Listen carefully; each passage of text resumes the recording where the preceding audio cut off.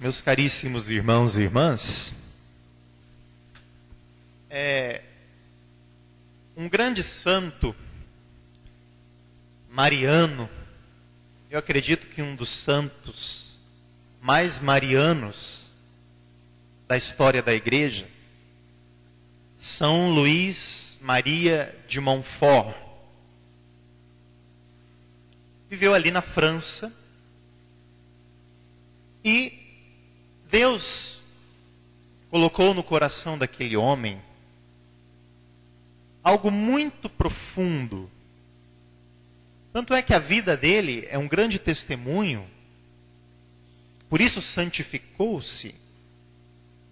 E santificou-se, foi um sacerdote,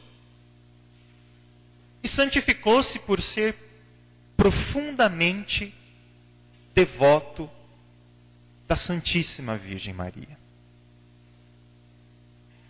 Quando ele era pequeno, quando ele era criança, né? Ele tinha uma grande proximidade com a sua mãe. E desde pequeno, ele tinha uma imagem de Nossa Senhora que andava para cima e para baixo com aquela imagem de Nossa Senhora. E a mãe dele era uma pessoa muito carinhosa, uma pessoa que deu muito carinho para ele, muito amor. E é claro, a devoção pela Virgem Maria no coração desse homem foi suscitada pela sua mãe. E não é assim. A fé, nós aprendemos. Claro, a fé, quando a gente estuda, não é, a doutrina da igreja, quando a gente estuda a teologia, como eu estudei, nós aprendemos que a fé é um dom teologal. Isto é, nós já nascemos. Ou seja, vem de Deus. Foi Deus que nos deu. Deus nos deu a fé como um dom. Então, todos nós temos a fé. Se nós somos batizados, se somos filhos de Deus, temos os dons de Deus. Temos Deus em nós. A fé, além de ser um dom teologal, que vem de Deus, que procede de Deus, a fé também é algo que a gente aprende. E a gente, desde criança, nós aprendemos com os nossos pais, ou com os nossos pais, não é?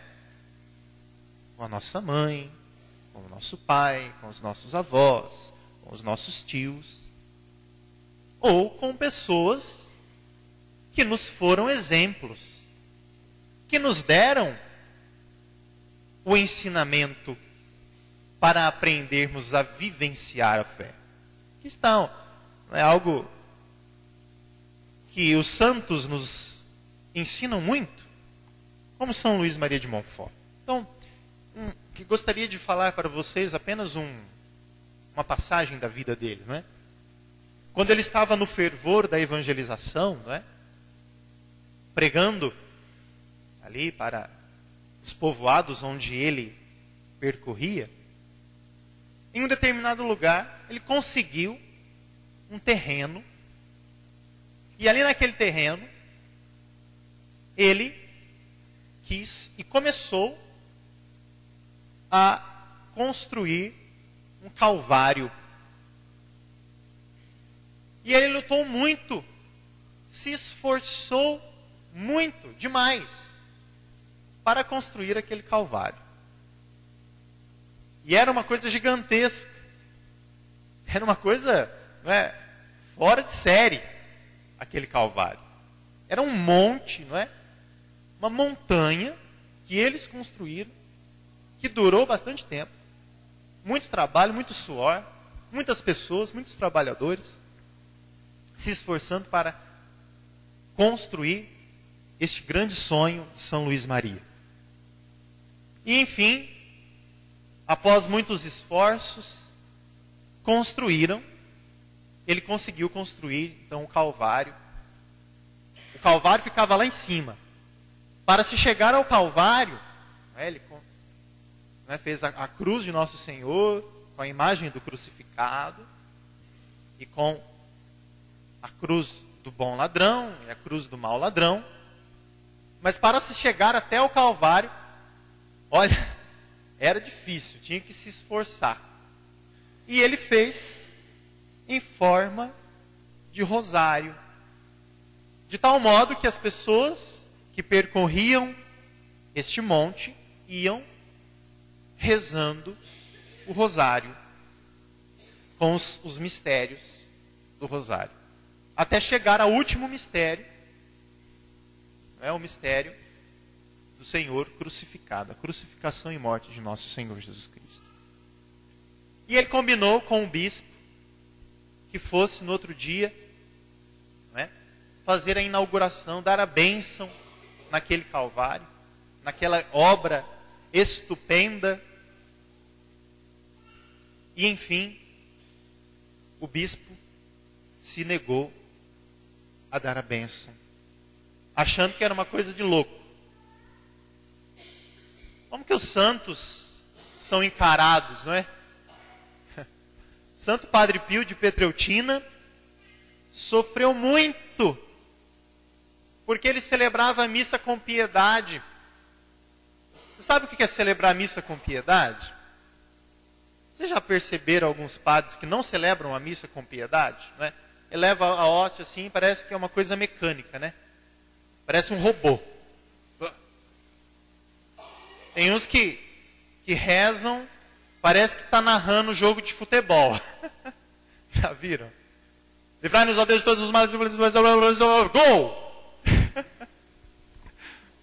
Parece que está narrando uma partida de futebol.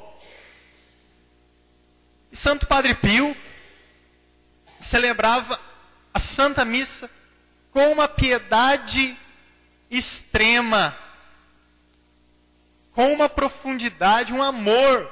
Meu Deus! Que amor que Santo Padre Pio celebrava a Eucaristia. Que amor, não é? Que interiorização, que piedade eucarística, que amor a Jesus na Eucaristia. É uma coisa extraordinária.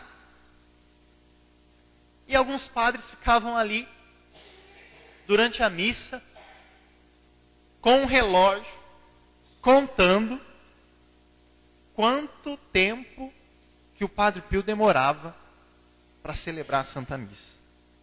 Se passasse daquele tempo, eles repreendiam ele, achando que ele estava louco, achando que, onde já se viu, celebrar a missa, demorar tanto tempo assim para celebrar a missa.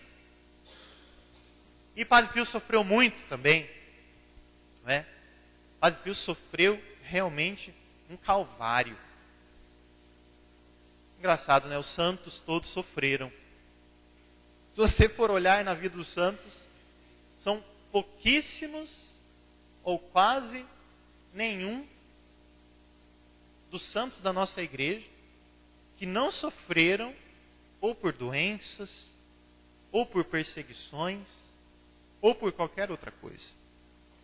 Santa Teresinha, por exemplo, chegou no final da sua vida com metade de um pulmão. Imagine tanto que essa moça, porque ela morreu com 24 anos, ela entrou no convento, ela pediu para o Papa Leão XIII para poder entrar no convento, porque ela não tinha idade. O Papa não permitia, a igreja não permitia, que moças muito pequenas, muito imaturas entrassem no convento. Mas ela entrou. E enfim, a vida religiosa para ela foi uma verdadeira cruz. Mas nós aprendemos com os santos que amar é sofrer. Santa Teresinha, nos seus escritos, dizia claramente: Eu amo o sofrimento. Porque a partir do... Não é masoquismo não, viu gente? Você sabe o que é o masoquismo? Uma pessoa masoquista é uma pessoa que gosta de sofrer. É uma pessoa que sente prazer na dor. Né?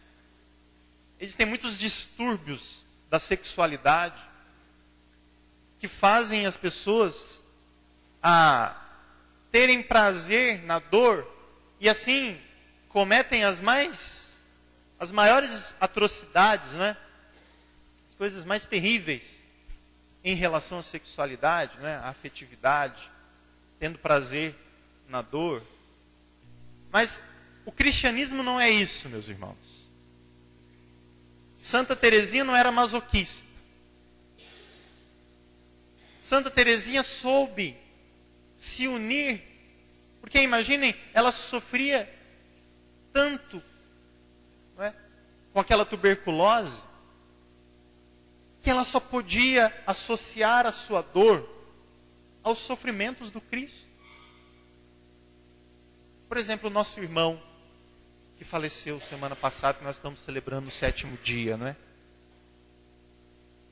Olha, ele ficou tanto tempo naquela cama. E vocês cuidaram tanto dele, não é? E vocês se doaram tanto por ele. Tadinho. Cuidando dele, não é? Curando as suas feridas. O próprio Cristo, né? Que curou as suas feridas, que cuidou dele, que acalentou através das mãos, através do coração de vocês. E vejam que o sofrimento, ele nos leva a Deus. Quer seja um sofrimento físico ou um sofrimento espiritual, como Santa Teresa d'Ávila dizia dos sofrimentos espirituais, que de uma tal maneira unia ela, a sua alma, ao amado, a Jesus, o amado, de uma tal maneira que através do pior sofrimento, os santos estavam mais ligados ainda em Deus, mais unidos ainda.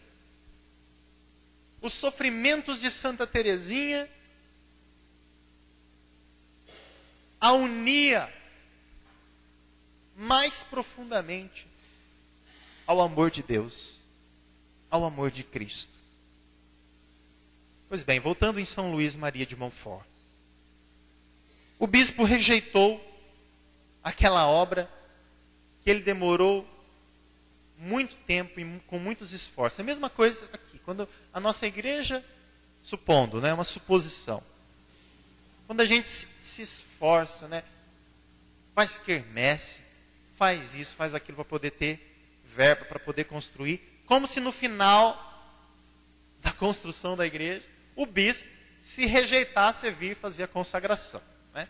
Supondo isso. Imaginem, vocês iam colocar o bispo lá no altar, né? Né? Ia, né? Pois bem. Então aconteceu isso com São Luís Maria. Mas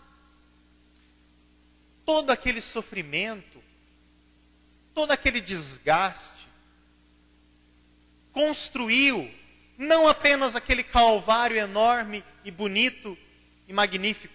Não. Todos aqueles esforços construíram o coração das pessoas. Construíram os corações.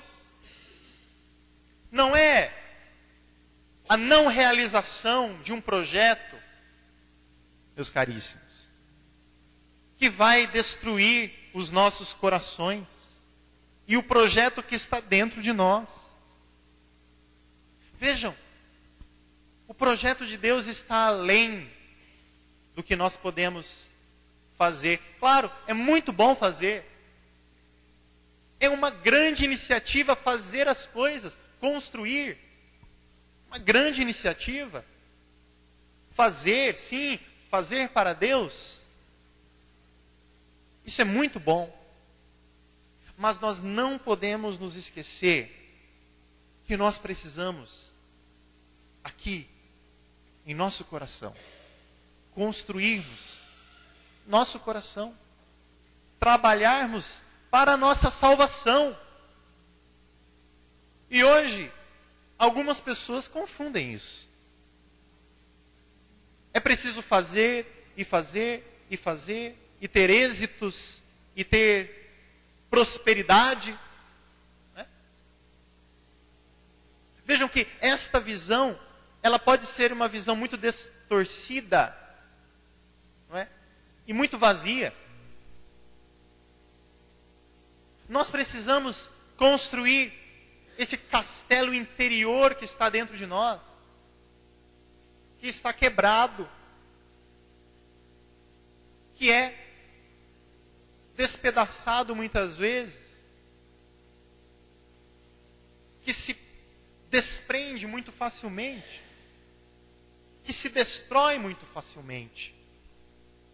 Nós caímos muito facilmente, meus irmãos.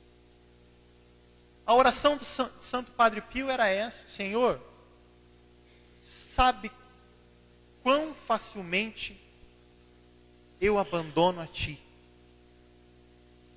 Quão facilmente eu sou infiel a Ti. Como nós somos fáceis, não é? De nos afastarmos de Deus. Como nós somos muito fáceis de nos afastarmos completamente de Deus e procurarmos Deus somente quando nós estamos com dificuldades. Algumas pessoas participam, né, da missa da graça, vêm,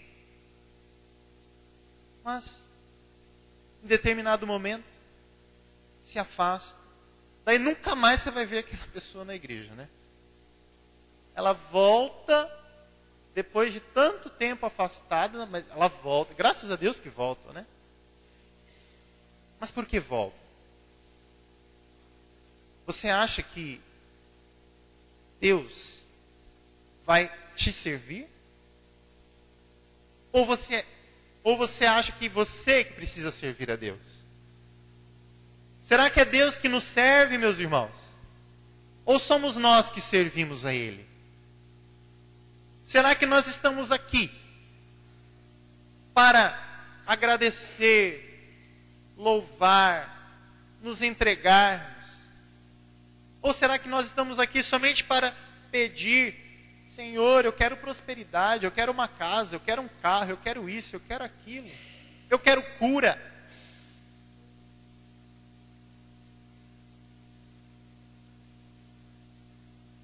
Aquele objetivo que São Luís Maria teve e que foi destruído, só pôde trazer no coração dele algo que Deus lhe ensinou. E que imediatamente ele se aproximou diante do povo, porque perguntaram: mas não vai fazer a inauguração? Não. O Calvário que Deus quis que eu construísse é o Calvário que foi construído no nosso coração. Sim. Porque o Calvário, não é, que foi construído foi muito facilmente destruído. Mas, quando nós construímos aqui, dentro de nós, no nosso coração, isso não é destruído. Ouvindo o Evangelho, eu pude notar assim, como Jesus muitas vezes é irônico, não é? Ele despediu os apóstolos ali, para poder despedir as multidões. Jesus pediu para que os apóstolos pegassem o rumo deles, né? E eles foram em alto mar. De repente Jesus aparece, andando sobre as águas. Olha só, coitados dos apóstolos. Ficaram com medo, mas tinham que ficar com medo mesmo. Quem é que é esse louco? Não é? Achavam que Jesus era um fantasma. Isso para demonstrar para nós, meus irmãos, que Jesus tem domínio sobre a nossa vida. Para mostrar que Jesus tem o poder de caminhar sobre as águas. Não somente fisicamente, né? Jesus não nos mostra apenas o poder que ele tem de caminhar sobre as águas, mas ele tem o poder de caminhar sobre as águas e as tempestades que acontecem com a nossa vida. E se nós confiarmos nele, quando nós estamos nessa tempestade, quando os ventos são contrários a nós, quando tudo dá errado, já perceberam isso? Mas tudo dá errado comigo. Cada dia que passa, o vento é contrário. Jesus tem o poder. Mas vejam, meus irmãos, não basta que Jesus tenha poder, porque ele tem mesmo.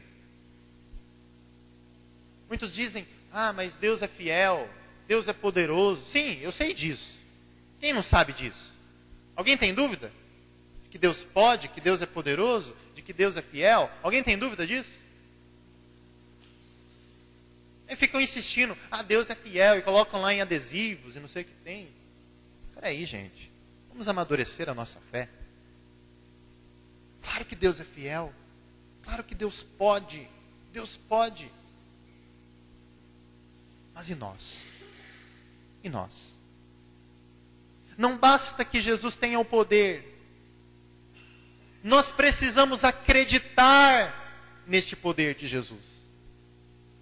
Nós precisamos ter fé. A fé que nós aprendemos, sim, dos nossos pais, das nossas mães, das nossas avós. Sim, esta fé, porque é a fé simples. Não é uma fé que a gente aprende lá na teologia, né? Que tem, quando a gente estuda, daí vem teólogos falar para a gente, da palestra, e fala da teologia da avó, né? A teologia da avó é a melhor que tem. Não é a teologia dele. Não é a fé deturpada que esse pessoal promove.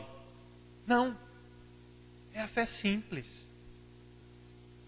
Agora nós precisamos, meus irmãos, como Pedro, e nós somos como Pedro. O evangelho foi mais irônico, né? Pedro, quando viu que era Jesus, Senhor, eu também quero ir para ti. Faça com que eu ande pelas águas. Faça com que eu caminhe também. E Jesus diz, vem. Coitado de Pedro.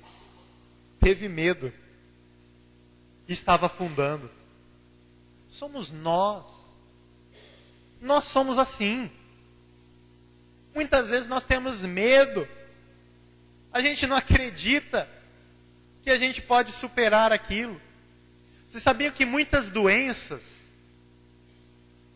elas vão à tona porque a gente acha que aquilo é doença. O que é o hipocondríaco? É uma pessoa que acha que o remédio pode curar ela a qualquer momento, a todo custo. Só o remédio vai curar. Uma pessoa hipocondríaca precisa tomar remédio o tempo todo. Se você der, por exemplo, um placebo. O que é um placebo? Já ouviram essa palavra? Um placebo é um comprimido de farinha. Um comprimido de farinha, ou seja, não tem efeito nenhum. Não é remédio, coisa nenhuma. Mas ele está ali, não é? Em formato de remédio, em formato de comprimido. Ali. A pessoa toma Ninguém fala para ela que aquilo não vai fazer efeito nenhum, porque não tem nada, ali tem farinha só. Daí ela toma, agora eu estou me sentindo bem. Agora eu estou me sentindo bem. Tomou uma coisa que não faz efeito nenhum. E ela se sente bem. Vejam, como as doenças estão aqui no nosso psicológico. Muitas coisas que a gente sofre aí de doenças é do nosso psicológico. É da falta de trabalhar isso dentro de nós. Nós trabalhamos isso com a fé. A fé é o melhor remédio que pode existir. Porque a fé nos cura. A fé tem o poder não somente de curar as nossas doenças, mas a fé tem o poder de curar a nossa alma.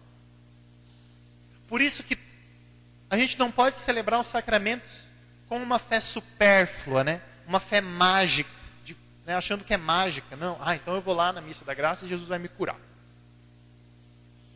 Não é assim. Jesus vai te curar se você ter fé.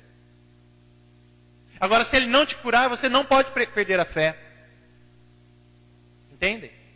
E algumas pessoas pensam, mas eu não fui curado, mas eu não tive o relacionamento, eu não tive novamente o relacionamento que eu perdi. Não tive o relacionamento restabelecido. Ora, você não pode ter o relacionamento restabelecido. Você tem que ter fé. E se Jesus não fizer isso por você, aí que a sua fé tem que ser maior ainda. Se Jesus não fez, a sua fé tem que ser maior. E você tem que colocar a fé mais em prática ainda. Porque a medida não é o que Jesus faz por nós. É o que Jesus é para nós. Pedro achou que podia caminhar sobre as águas porque Jesus fez com que Pedro caminhasse pelas águas. Mas a partir do momento que ele viu que tinha ações, ali ao seu redor, uma ventania, está no Evangelho que nós acabamos de ouvir. Quando Pedro viu o vento, quando ele sentiu o vento, vejam, quando Pedro sentiu o vento, ele teve medo e aí começou a afundar. Assim acontece conosco. Quando o vento vem, nós deixamos aquilo que Jesus faz por nós. Porque nós não estamos firmados naquilo que Jesus é. Ou seja, porque a nossa fé não é naquilo que Jesus é para nós. Naquilo que Deus é, mas está naquilo que Deus faz. E você precisa sair disso. Porque senão você vai afundar na água. Porque senão você vai submergir. Você precisa ter fé no que Deus é e não no que Deus faz por você.